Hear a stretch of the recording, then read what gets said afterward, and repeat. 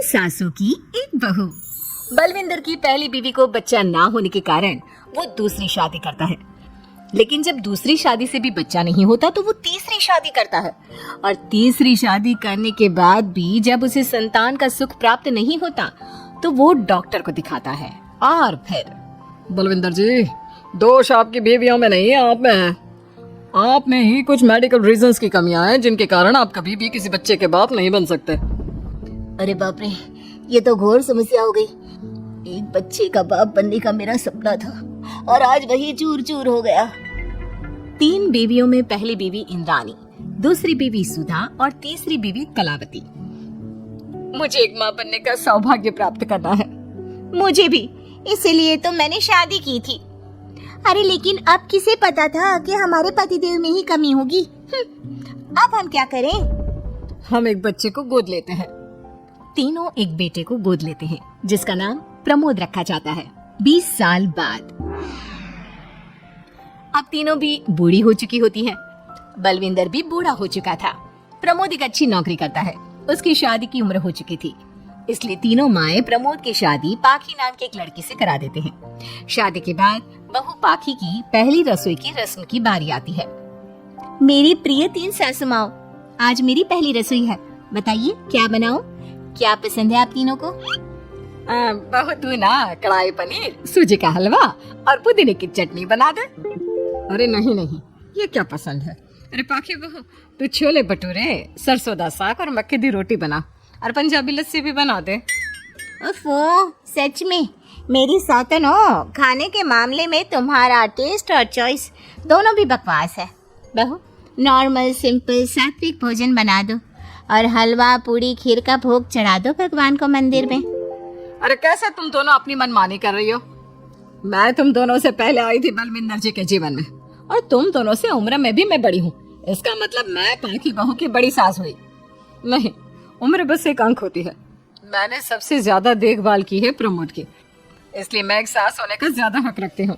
पाखी बहू, तुझे मेरी बात माननी होगी। नहीं, तू मेरी बात मानेगी। जो मैंने कहा है वही तू करेगी। नहीं, मेरी बात मानेगी वो, नहीं मेरी। तीनों सास आपस में चिल्लाने लगती है और फिर वहाँ पर बलविंदर और प्रमोद आ जाते हैं। अरे ये क्या बिल्लियों की तरह लड़ रही हो तुम तीनों सास? पाखी बहू को घर में आए पूरे 24 घंटे भी नहीं बीते हैं। बाकी तुम एक काम करो, तीनों माओ की कही गई डिशेस में से हर एक की 50-50% डिशेस बना दो। लेकिन लेकिन लेकिन बस, अब प्रमोद ने कह दिया सो कह दिया। तुम तीनों अब झगड़ना और बहस करना बंद कर दो। पाखी तीनों सासू की कही गई आधी आधी डिशेस बनाती है और इस तरह अपनी पहली रसोई की रस्म पूरी करती है, जिसके बाद उसकी तीनों सास उसे शगुन और नेक देती हैं। फिर एक दिन, अरे पाखी बहू, तुमने अपना सारा काम निपटा लिया है ना? तो जरा यहाँ आना, मेरे ना घुटनों की मांसपेशियों में बड़ा दर्द हो रहा है। जरा तेल या बाम से मालिश तो कर दे बेटू। तभी वहाँ पर इंद्राणी और कलावती भी आते हैं। पाखी बहू, चलो मेरे साथ बाजार, मुझे ना नई साड़ियाँ खरीदनी है। तुम्हारी फैशन सेंस बहुत अच्छी है ना, इसलिए मैं चाहती हूँ कि तुम मेरे साथ चलो। अरे पर मैं यहाँ पे पहले आई, तुम्हारे साथ ही सही, लेकिन मेरी स्पीड सबसे तेज थी। पाखी बहू, मेरे कमरे की अलमारी और पर्दे साफ कर दो ना, बहुत धूल जम गई है। मुझे खांसी भी आ रही है। अरे ऐसे कैसे तुम दोनों मेरी बहू को अपने साथ ले जा सकती हो? सबसे पहले मैंने बहू को कहा है कि वो मेरे घुटनों की मालिश कर दे। अब जाओ, 1 घंटे के बाद अपनी ये फीकी शक्ली लेकर फिर से आना। और सुधा मैडम, ज्यादा ना बोलो। पाखी बहू को तुम दोनों से ज्यादा नेक दिया है मैंने, इसलिए पाखी बहू तो मेरा ही काम करेगी। और वैसे भी ये सुशील सर्वगुण संपन्न बहू अपनी इस बेचारी बूढ़ी सास को खांसते हुए कैसे देख सकती है? क्यों पाखी बहू? हाँ, पर नहीं पाखी बहू, तुम इन दोनों की भावनाओं के जाल में मत फंसो। और रही बात शगुन और नेक की, तो रिश्तों को प्यार के भाव से तोला जाता है, ना कि पैसों के भाव से। मतलब कहीं की। ओ इंद्राणी, ज्यादा मत उछलो, पता है कौन कितना मतलबी है। उफो, अब फिर से आप तीनों मत शुरू होइए। मैं आप तीनों की काम करूंगी, लेकिन बारी बारी। सबसे पहले सुधा सासू माँ का, फिर कलावती सासू माँ और फिर इंद्राणी सासू माँ का। इसके बाद तीनों सासों में फिर से लड़ाई और कहासुनी छिड़ जाती है। फिर एक दिन जब पाखी घर का किराने का सामान लेने बाहर निकल रही होती है कि तभी, बहू मुझे ना मेरा पुराना संदूक नहीं मिल रहा, तू आकर ढूंढ देगी क्या? अब ठीक है इंद्राणी सासू माँ। पाखी इंद्राणी के कमरे में जा ही रही होती है कि तभी उसे सुधा रोक लेती है, हाथ में खूबसूरत साड़ी लिए। पाखी बहू, ये मेरे ना साड़ी पर पिछली बार अचार गिर गया था, इसे प्लीज अच्छे से धो देना। वो कल शाम को विमला जी के बेटे की शादी में जाना है ना, एक ही बार पहनी है ये साड़ी मैंने, अभी धो देगी तो कल तक अच्छे से सूख जाएगी और कड़क इस्त्री करके मैं तेरा परफ्यूम मार कर शादी में जाऊंगी। हाँ लेकिन सुधा सासू माँ। उतने में कलावती भी वहाँ पर एक कढ़ाई लेकर आ जाती है।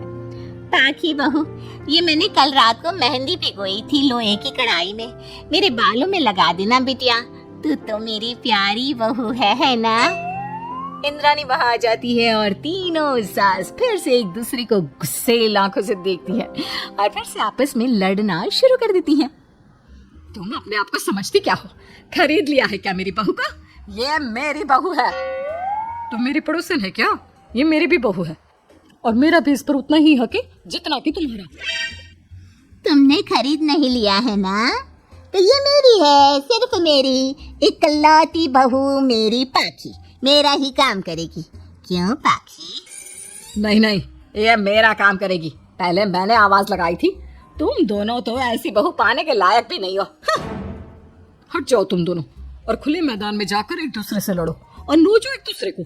लेकिन पाखी बहू तो सिर्फ मेरी ही सुनेगी और मेरे ही आदेशों का पालन भी करेगी। तीनों सासों के बढ़ते झगड़े को देख पाखी अपना आपा खो देती है और जोर से चिल्ला पड़ती है, बस बहुत हुई आप तीनों की तू मैं। अरे रोज ना ड्रामा लगाती रहती हो, 50 साल की बूढ़ी औरतें हो गई हो फिर भी बच्चों की तरह लड़ती रहती हो। अब बस बहुत हुआ, अब तो मैं आप तीनों में से किसी की भी बात नहीं सुनूंगी और मैं जा रही हूँ ये घर छोड़ के।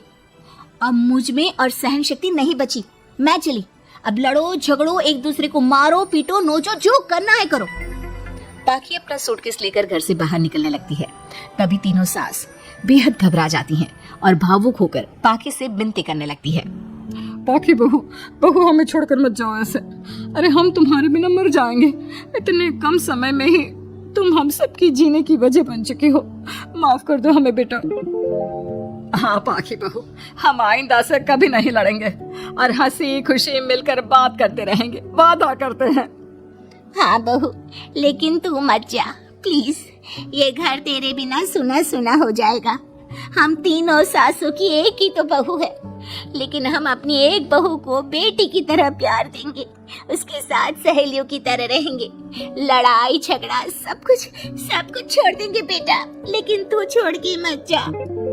अपनी तीनों सासों को भावुक देखकर पाखी की भी आंखें भर आती है और वो उन तीनों को माफ कर देती है और उनके गले लग जाती है। इसके बाद तीनों सास अपनी एक बहू संग खुशी से मिलजुल कर रहती हैं और आपस में जरा भी लड़ाई झगड़े नहीं करती।